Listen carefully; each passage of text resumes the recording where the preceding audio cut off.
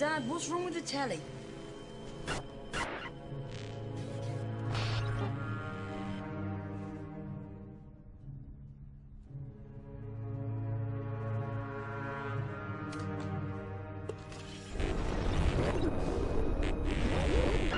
Good evening, London. Allow me first to apologize for this. The emergency channel!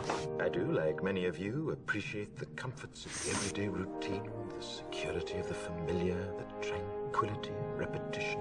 Bloody hell. I enjoy them as much as any bloke.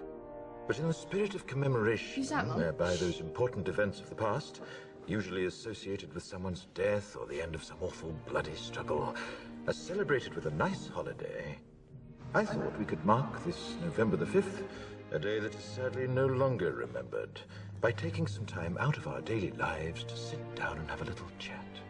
There are, of course, those who do not want us to speak. Let me think, just let me I think. suspect even now, orders are being shouted into telephones, and men with guns will soon be on their way. It's Chancellor Sutler. Damn it! Why? Because while the truncheon may be used in lieu of conversation, words will always retain their power. Words offer the means to meaning, and for those who will listen, the enunciation of truth. And the truth is, there is something terribly wrong with this country, isn't there? You designed it, sir. You wanted it foolproof. You told me every television in London. Cruelty and injustice, intolerance and oppression.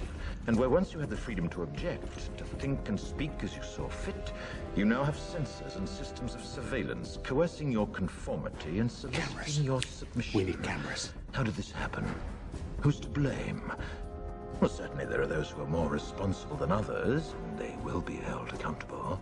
But again, truth be told, if you're looking for the guilty, you need only look into a mirror. I know why you did it. I know you were afraid. Who wouldn't be? War, terror, disease.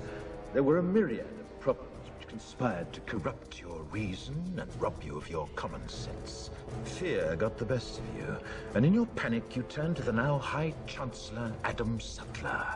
He promised you order, he promised you peace, and all he demanded in return was your silent, obedient consent. Inspector, you're almost through. Last night, I sought to end that silence.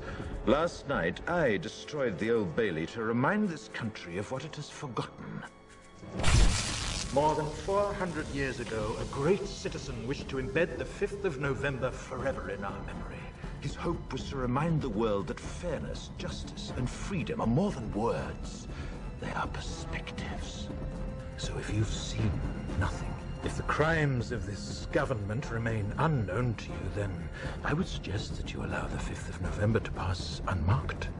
But if you see what I see, if you feel as I feel, and if you would seek as I seek, then I ask you to stand beside me 1 year from tonight, outside the gates of Parliament, and together we shall give them a 5th of November that shall never, ever be forgotten.